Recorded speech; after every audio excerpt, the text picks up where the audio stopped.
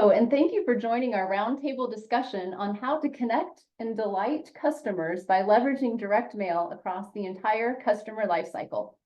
I'm Jennifer Bellin, Chief Marketing Officer of PFL. And before joining PFL, I was actually a customer of PFL at 2 previous companies. So I know firsthand the value of leveraging direct mail.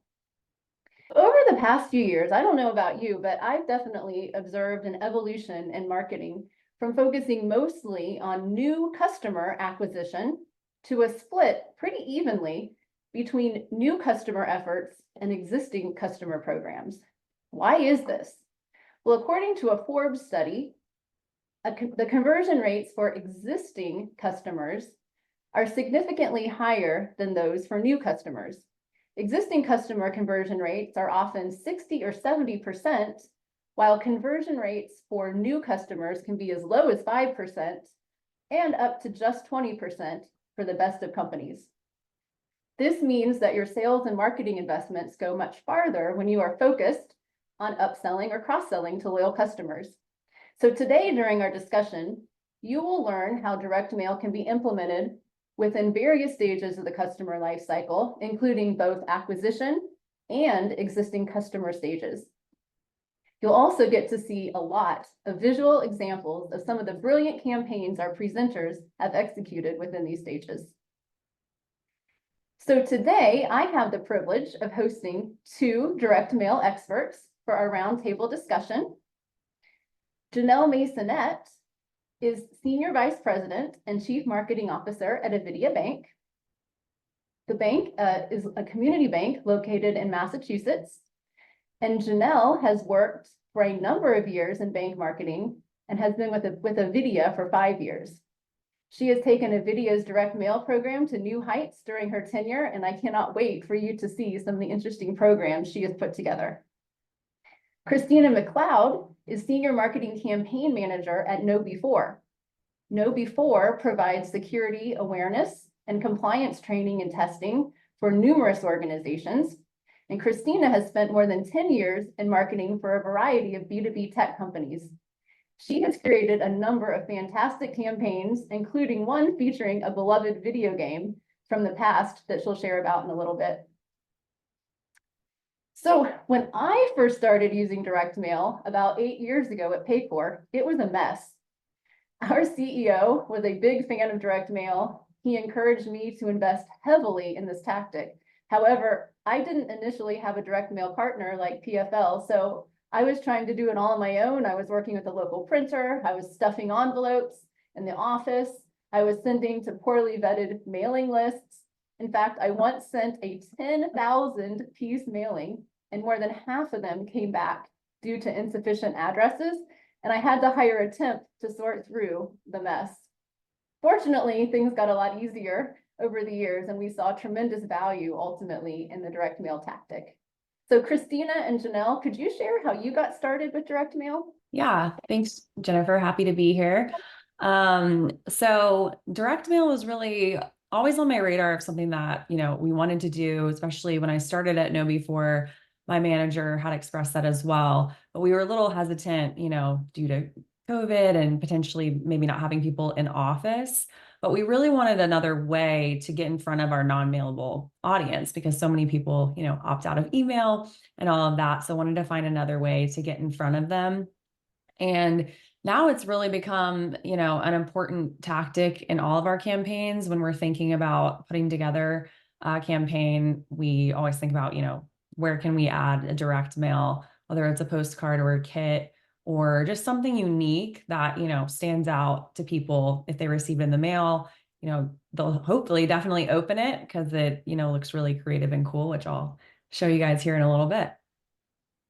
I agree, Christina. We use direct mail as well as a way to stand out from digital. I think that digital is such a part of our landscape now. People are so quick to click that X or scroll right through. Whereas you get something in the mail that's not a bill, people are usually pretty excited about it and they'll pay attention to it. So first at Avidia, direct mail was mostly operational for us. And then we started using Salesforce, and as part of Salesforce, we have integrated Marketo for our marketing automation. And we found new ways to use direct mail through our partnership with PRFL. And I'm excited to tell you a little bit more about that as we go through the examples. Yeah, so maybe Janelle and then Christina, can you tell us a little bit about some of your goals and priorities for this year and how your programs and campaigns are going to help with those goals? Yeah, so a major goal of ours this year was a consumer product redesign. So we took all of our checking products and we totally redesigned them. And we've used direct mail as a huge piece of communication for us. And then also we're doing a consumer digital bank redesign. So new online and mobile banking, and we've been able to use direct mail to communicate that as well. Great.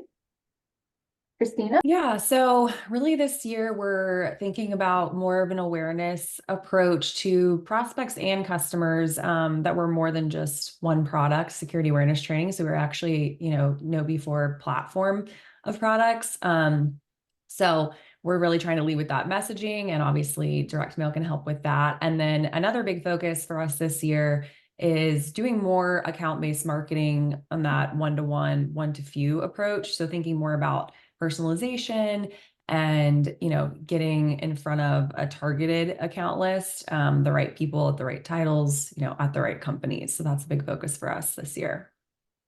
Yeah, direct mail is actually great for that one-to-one and one-to-few account-based marketing program because you're able to send to just a few highly valuable and highly engaged prospects, and so you can afford to send maybe a little higher end mailer or do something extra special. It's a great use case. So how are you incorporating direct mail into your omni-channel mix? So really, like, for direct mail for us is a campaign tactic across like all of our campaigns, kind of as I mentioned. And it's always a tactic that we're looking to do. And we supplement it with email, of course. So kind of doing a follow-up we send it either before the direct mail or afterward, depending on the campaign. And then usually looping in sales as well to kind of help with that other outreach, because they can do more of the, one-to-one, personal emails, calling to follow up and say, hey, did you get this kit or this postcard? Send it to you in the mail. And that way, if something happens, we can always send them another one, or, get in front of them one-to-one instead of just bulk emails too. Yeah, I would agree, Christina. We also direct mail is part of each one of our campaigns. They say people need to see something at least 7 times before they recognize it. And we always see direct mail as one of those channels as part of our overall marketing campaign. We've also been able to use direct mail to communicate when we know that we don't have all of our customers' email addresses, unfortunately. We do have some older customer demographic that we may have not have captured their email when they open an account with us. So we feel like direct mail is a great way to, one, not only get an email from someone, but also make sure that they receive the communication from us. Yeah, that mix of email plus direct mail can be really powerful. Some of our customers start off with emailing, if they have the emails, of course, and then only if people don't engage with the email, then they add a direct mail touch in, and that can reduce costs as well, make it more efficient. Well, if you are newer to the customer lifecycle marketing concept, that's a kind of a tongue twister, you might be wondering what the life cycle entails. So you can see here are 2 of the many different customer life cycle models. There's no wrong or right model.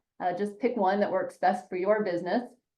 But you can see here on the left, we have an hourglass, and this tends to resonate with our B2B organizations because the purchasing path is more linear and it tends to take longer as well. The circular model on the right tends to resonate more with our B2C customers because these buyers' interactions are rather continuous. Hopefully they're purchasing frequently and they're engaging regularly with the brand. Well, now let's transition to some real life campaign examples that are being executed across the customer life cycle. I'm going to pop this up here. And so first we have one from KnowBe4, And this creates both awareness and drives engagement. So Christina, do you want to talk a little bit about this fun campaign? Yeah, definitely. So you can see here kind of the purpose of this campaign a little bit, announcing new product features. So we're trying to think of a cool way to announce features of one of our newer products, Security Coach. And PFL presented us with this trifold brochure. So it all kind of folds up. It's a little bit more, appealing when you get it in the mail, something a little bit more than just a postcard, since it folds. And to really make it stand out, we went with this kind of comic book superhero theme, as you can see here. But we wanted to call out the new features of this product. So somewhat of an awareness play, because, people may not even know about this product, but also sharing the new features from when it initially came out, really showing, this is what we've done, the progress we've made in the last year to improve this product, expand our integrations, things like that.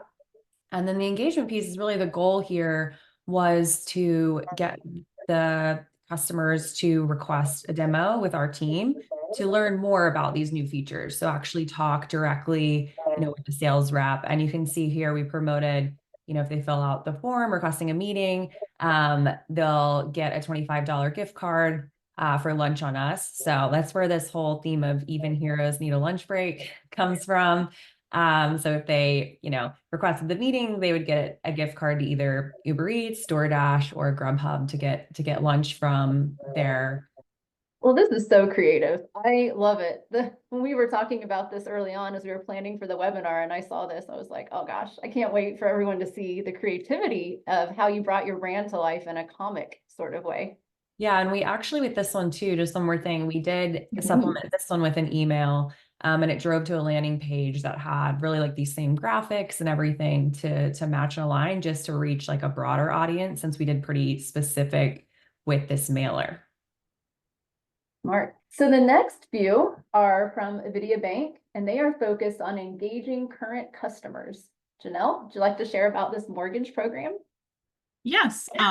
So this is a great example of how we've been able to use automation in a combination with direct mail to really engage our customers. So how this one works is through our mortgage business, we obviously have a lot of new buyers.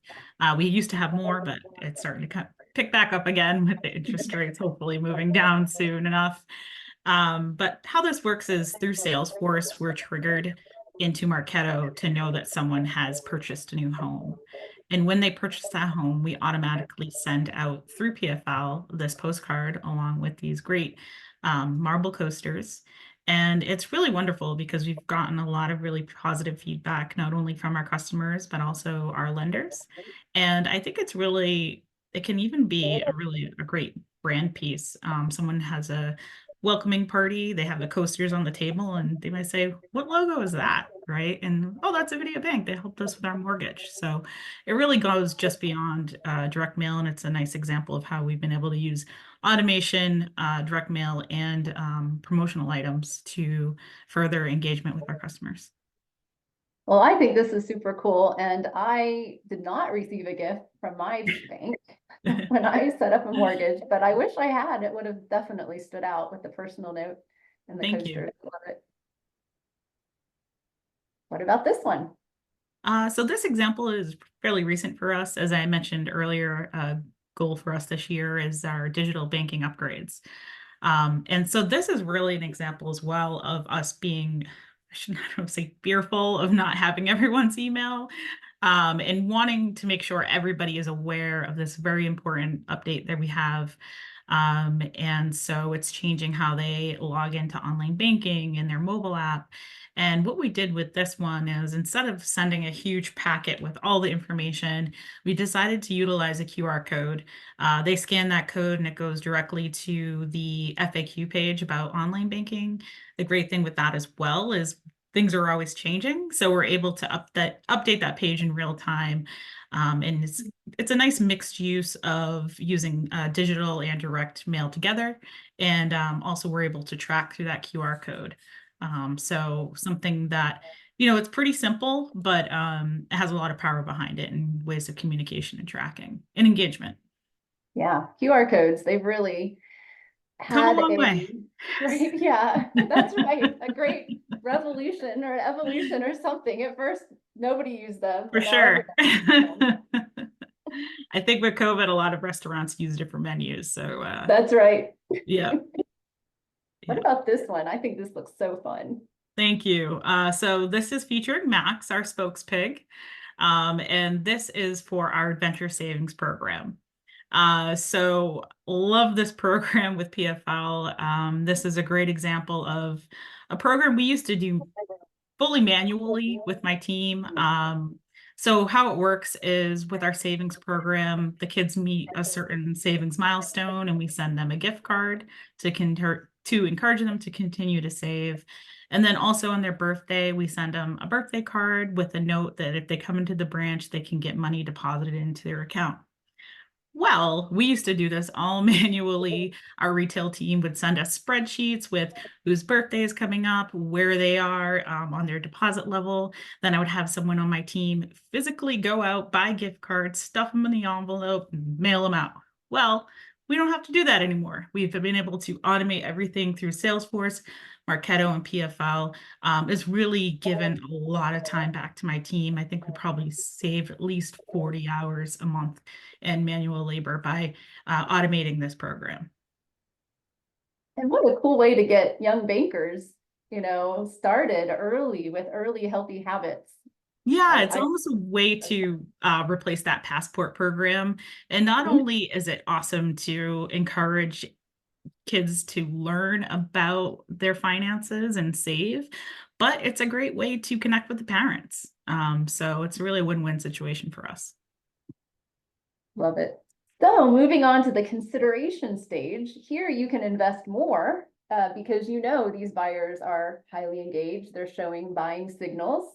And so Christina, this is one that I teased at the beginning of the webinar. I just think this is so cool. Tell us a little bit about this creative campaign. Yeah, so this one is, like you said, the consider a webinar driver.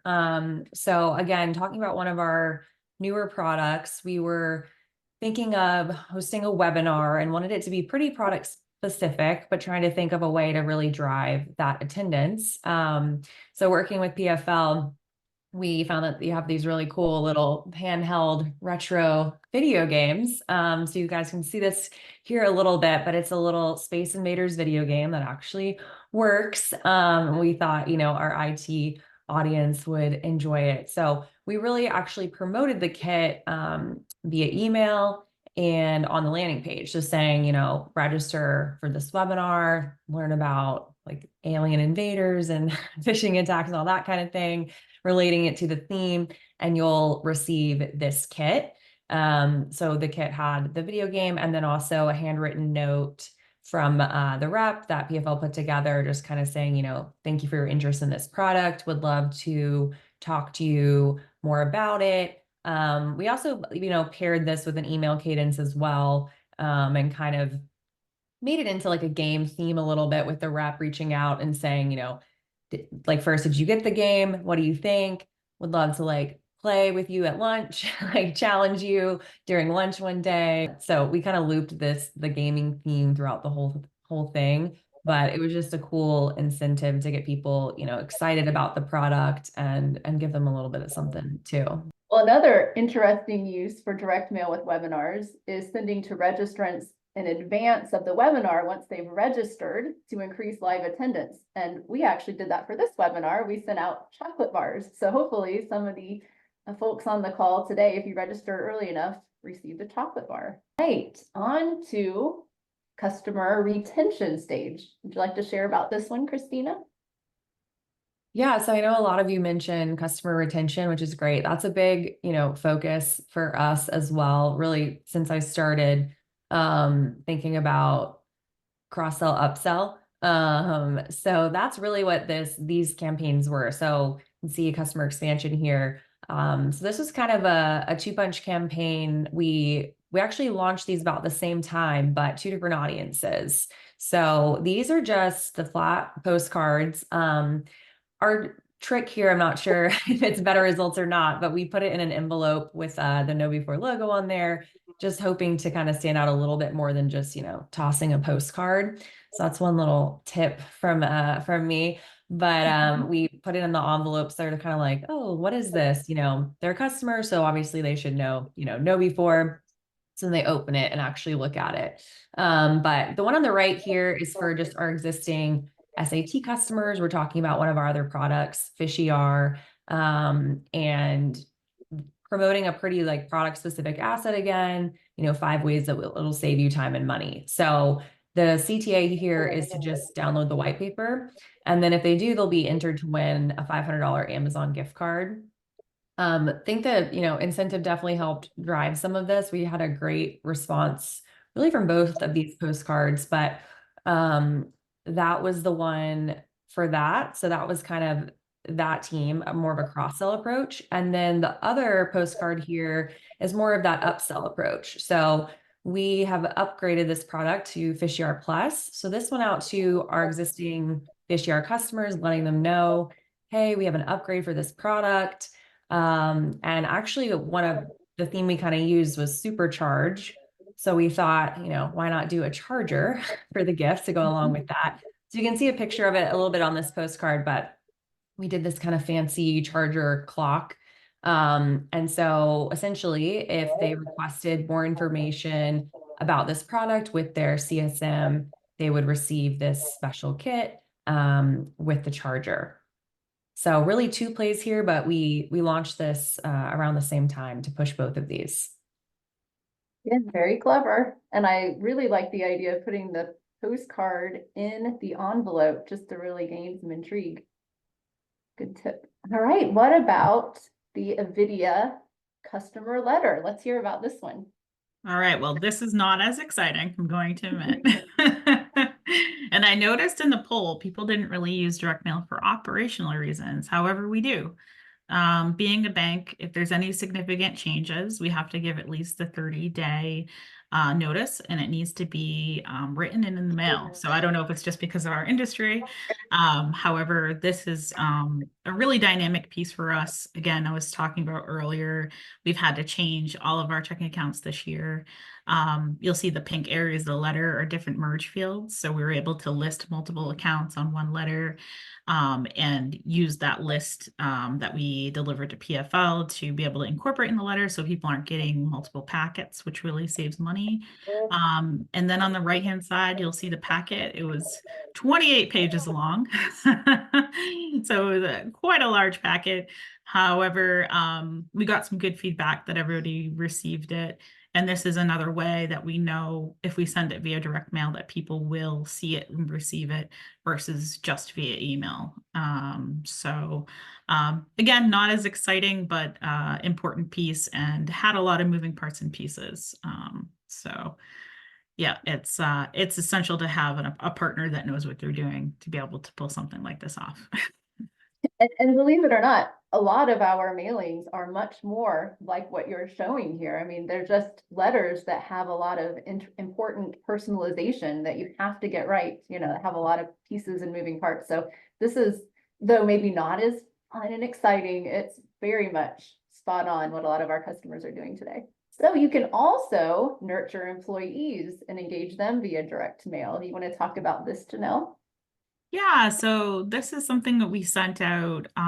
We redid our mission, vision, and values at the bank.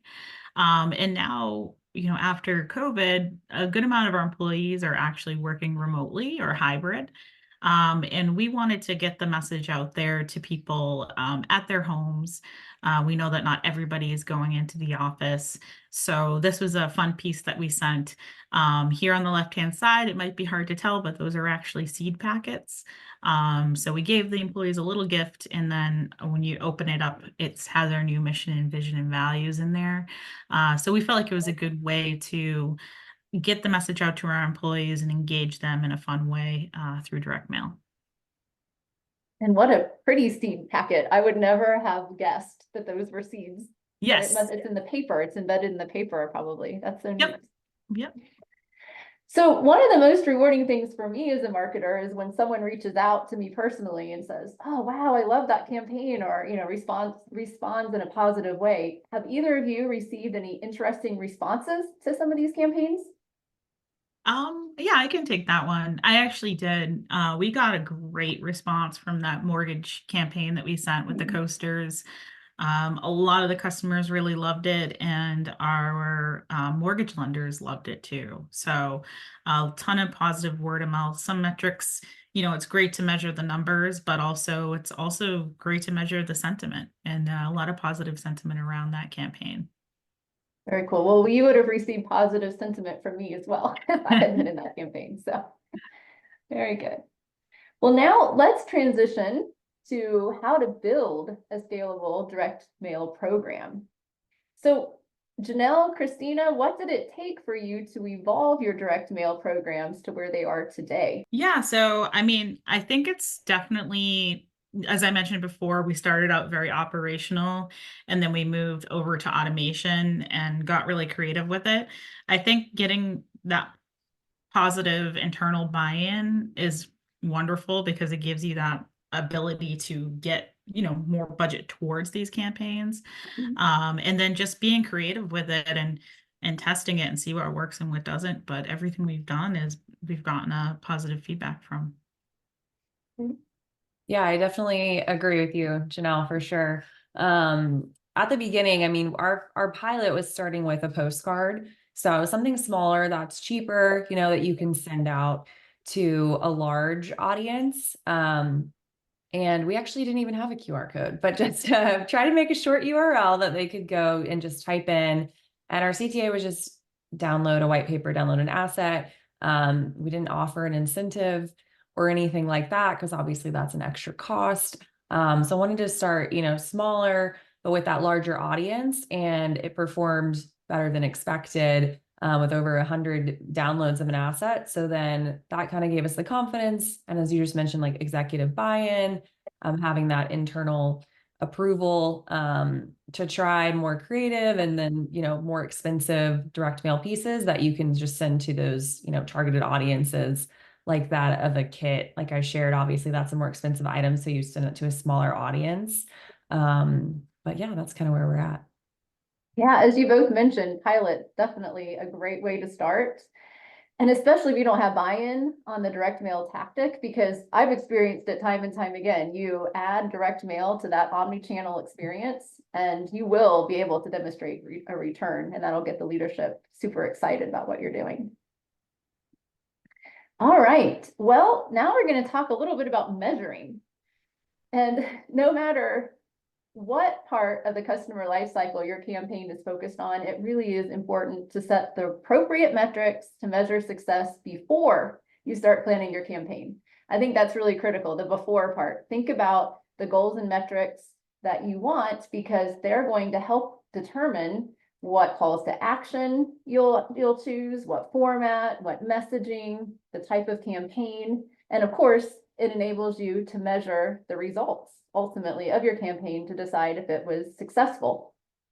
So we actually have an entire guide on how to measure direct mail programs. It's on our resource center on pfl.com, but we're also going to send that guide after the webinar, so you'll have that in your hands. But here are some highlights from the guide, some different types of metrics. First, you see funnel metrics over here on the far left, and these are tied to the sales funnel and are most likely and most commonly used by B2B companies selling to first-time customers. So you can see the pipeline build and the sales qualified leads and the velocity, how fast things are going through the funnel. And then in the middle, you have those metrics that marketing is generally held accountable for. Things like ROI, inbound calls, maybe you're trying to capture some additional data or get an email for the first time if you don't have those emails. And then on the right side here, we have customer metrics around loyalty, additional referrals, getting continued purchases. So why don't you, Christina, and then Janelle, tell us a little bit about how you measure the impact of your direct mail campaigns? Yeah, so pretty much with, most of our campaigns, we're tying it to some sort of a landing page and using that form fill options. That way we can track the information and see who actually, acted or took an action after receiving the direct mail piece. That's kind of the easiest way to track. And then you can, attach opportunities and things like that to it. And then another way, of course, is having that sales follow-up piece of that one-to-one feedback from them. And, seeing if they book a one-to-one meeting off of it. Again, we track this all back to our campaigns, but ROI is, of course, the top thing we care about as well. Because you do have to prove the value of direct mail, since obviously there can be, a high expense depending on, what you're doing. So that's definitely the most important thing that we care about as well. But we do look at, the overall campaign engagement. So even just having the high amount, of form fills is important. And without the opportunities, it still shows, there was some success from this. People actually received the postcard and took an action. And then also, the feedback from customers, that's the nice thing when you send something to a customer, they already, are a fan of yours. Hopefully you see them kind of get their direct feedback and see what they thought about the direct mail piece as well. Yeah, Christina, similar. We typically will utilize alongside a direct mail piece, a landing page. In that example I showed earlier with the QR code, you scan that code, it goes to a landing page. Then we're able to track through Google Analytics who's visiting the page, what's the traffic look like. A lot of times we'll add UTM parameters to our campaign, so we'll know in Google Analytics what kind of traffic are we getting from direct mail or email or our digital ads. So that's one way we can track. Another way is, again, through customer feedback. A couple different ways that we collect that. We do it through onboarding surveys, as well as we encourage people to review us through Google. And we track those reviews through our social media management platform, Sprout Social. And then also for the birthday card redemptions, we are tracking, the branches have a promo code when they add additional funds into the child's account. So we're able to track who has been coming in and redeeming those cards and visiting the branch. So those are 3 examples that we use. All of those are great examples and so helpful, I think, just to hear how others are measuring the campaigns and looking at results. So what advice do you have for someone who's starting to build their direct mail program? Yeah, I can take that. I would say be creative. People love to be surprised and delighted, as I mentioned earlier. Sometimes what you get in the mail isn't always exciting, and if you get something different, it kind of disrupts your day in a positive way, right? And you really remember it. I'd also say work with an experienced vendor like PFL. They're not paying me to say this, I promise. But it's really made my life a lot easier. A lot of times we'll have an idea and our PFL rep will come back with us with multiple ways to execute that idea. Let's take the seed packet, for example. Something we were also playing with was like, do we send them popcorn packet? Like there was just so many different options, and they always work within our budget. And they're always giving us ideas on industry trends. Like I know Christina said earlier, put that postcard in an envelope, they might be more likely to open it. A new little tip that I just heard was a lot of people using oversized postcards right now. Maybe try a smaller one, try a 4x6 and see how that does. We use that for our online banking campaign, and we've been seeing good results from that so far. So again, be creative and work with strong partners. Yeah, I would definitely agree, Janelle. The PFL reps are all great. I always go to them to help like brainstorm and think of ideas. Sometimes, we have some idea in mind, but love hearing like what you just said, the trends in the industry or what's worked well in the past. I went, didn't know they had the video games. I mean, with the trifold brochure, that was kind of a unique thing that I hadn't seen before, which you can also add, a little like a giveaway, like a little seed packet or a little drink mix or something to a brochure as well. We obviously did like the gift card incentive, but just another option. So they have a lot of great ideas that you probably wouldn't have even, think of. And then my other advice would just be to pilot, kind of like what we talked about before, starting smaller and get some wins under your belt before expanding. Don't go too crazy in the beginning. You kind of want to get the buy-in from everybody and prove that the direct mail works before, doing other additional campaigns. Yes, and don't send out 10,000 direct mailers with that addresses like I did when I first started. Go small with a partner.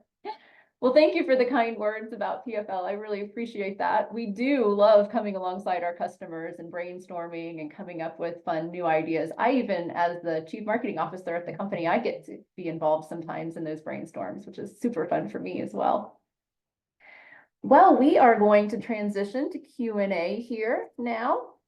And so while you are working on submitting your questions, I'm going to summarize some of the key points from today. So first of all, you can leverage direct mail at every stage of the customer lifecycle. Hopefully you saw some examples today that inspired you to consider some new use cases or some new creative ideas for your own direct mail programs. Secondly, get creative. This will absolutely help you to stand out in the mailbox and drive action. And my team probably gets tired of me saying this one, but it is imperative to determine the metrics before you plan your campaign so that you can put together the appropriate campaign to reach your goals and go back and see how you did ultimately. And lastly, finding a knowledgeable partner who can help with strategic advice and help you scale your direct mail programs can be really valuable. And as we've mentioned already, PFL can help with this. We do have expert team members and technology that can help you to simplify, personalize, drive engagement, and measure your direct mail programs at scale.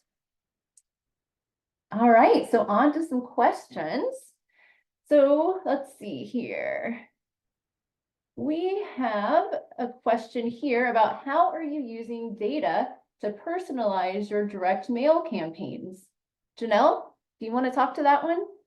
Yeah, I'm happy to talk about that. I think a good example there is our Max program. We were able to use the data on, we can see through Salesforce Financial Cloud where that account is on their savings milestone. And then that will trigger the direct mail piece, as well as we're able to use their birthday data to trigger the birthday card. So I think it's important with data that it's clean and it's connected well. Nothing is ever perfect. Sometimes it takes a bit of time to set it up, but it's worth it in the long run. Okay, great answer. Another question is, how do you get buy-in from sales on a new campaign? Christina? Yeah, so this is super important. Usually before, we even think about fully launching a campaign, we kind of talk with sales leadership to get their buy-in, depending on the segment that we're, launching this campaign for. So we kind of give them an idea of what we want to do, make sure they're on board, and then walk through the program with the sales team. So actually get on a call with all of the reps who could be, affected with this campaign. Show them, what the campaign is, what the direct mail piece actually looks like. So usually I'll send one to myself to check it out and show it, on video. And then we also try to actually send the direct mail piece to the office. So that way the sales reps can actually see it in person, see how cool it is. And they have, some knowledge to what the prospects or customers are receiving. So it gets them really excited about it and just gets them on board to follow up. And we also, provide like a little short cadence for follow-up of kind of what we want them to say and, giving them all the info and all the pieces that, are encompassed like in the kit, for example, so they know, how best to follow up. Yeah, that's a really thorough plan. I think it's so important to get sales engaged and bought in early and often. You really can't involve them enough to make your campaign successful. So here's another question. What type of information can you track with your QR codes? Janelle, what are you tracking? Yeah, so primarily for the example that I displayed today, for that QR code, we're tracking site visits. However, there's other ways to track as well. I would say it depends on where you're pointing the QR code to. I think Christina mentioned earlier, a lot of her landing pages will have a form fill on it. We utilize that as well. We've done business campaigns in the past where we have a QR code that drives to a landing page that has a form fill. Once that form is submitted, we track that through Salesforce as a lead, and then we track it through the entire life cycle from a lead to a prospect to close business, and then we see how much of that business was closed. Kind of goes back to the ROI piece, which is really important to so many people. But yeah, great question. Again, I think it really depends on where you want them to land. Agree. So here's another question around what are some of the common challenges or pitfalls with direct mail campaigns? I know for me, I'll start with this. You do want to make sure that you have a good partner for running your data through to make sure that the addresses are deliverable, you know? So I think data can be a challenge, making sure that you have your data, good, clean data. Or another way around that is you can also, what we call preferred address capture pages. You can work with us to send out a page where someone can actually give you the right address to send the mailer to, especially if you're doing some of that one-to-one type sending or one-to-few. But are there any other challenges or pitfalls or anything that you all have experienced? I think the address acquisition is probably the hardest part. The beauty of doing the customer campaigns, obviously, is we do have their addresses because they've opted in, they're a customer prospect. It's a little bit more, difficult to get that information. So that's probably the biggest thing I would say. I mean, a challenge I would imagine is just getting buy-in, because some people, think direct mail doesn't work and things like that. But like I said, once you do a pilot and can prove its worth, then I think they'll get on board. Yes, I agree. And I think too, probably another challenge is if you don't have a good, clear call to action or a good, clear messaging about what value you bring, what pain you're addressing or what you want people to do, they may not take the action because they're not really sure what you're trying to ask them to do, or they may feel like they can't relate to the pain points that you address, right? So I think it's really important for the messaging too, and clear call to action. Janelle, someone's asking about compliance things that you might need to consider. I bet in the banking world, you do have some regulatory or compliance things that you need to consider when you're putting together your direct mail. Yeah, lots of compliance. First of all, everything goes through compliance. But something that's really important for us is it's non-personal information. So we have to be careful when we're sending over customer information, and we are really limited to it. That letter that we sent for our checking accounts, it only had the last 4 digits of their account number. That was super important for us. And then also, whenever we're sending a list to PFL, we typically will encode all the data, so that way there's no issues with privacy leaks or anything like that. And then we've also connected PFL to some of our systems with like limited connectivity. They can only see the name and address. It's usually we only share public information with them, and if it is private, we cut it to the last 4. So it's really, you got to be careful because you never know who's going to open that mail, right? So especially in the banking world, you got to be really careful with what you're sending. And again, compliance has to bless everything. So. Oh, yes. And then, sorry, can I just chime in for 1 sec? For the QR code generator, we used to use something called Beacon Stack, but now it's called Unicode. I actually just put the link in the chat if anyone's interested in it. It's very affordable. That's wonderful. Thanks for sharing that.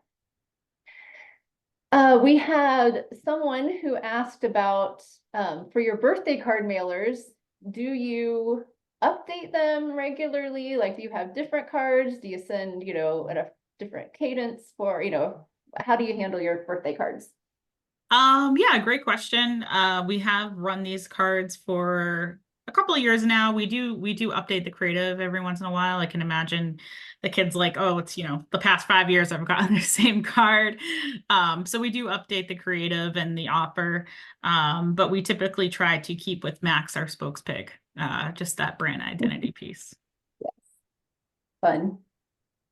So I have a couple of questions here that I don't think Janelle or Christina, you have addressed, but I definitely want to let everyone know that if you are interested in EDDM, every door direct mail, we absolutely do a lot of every door direct mail. I'm assuming that neither of you have done the every door direct mail, correct?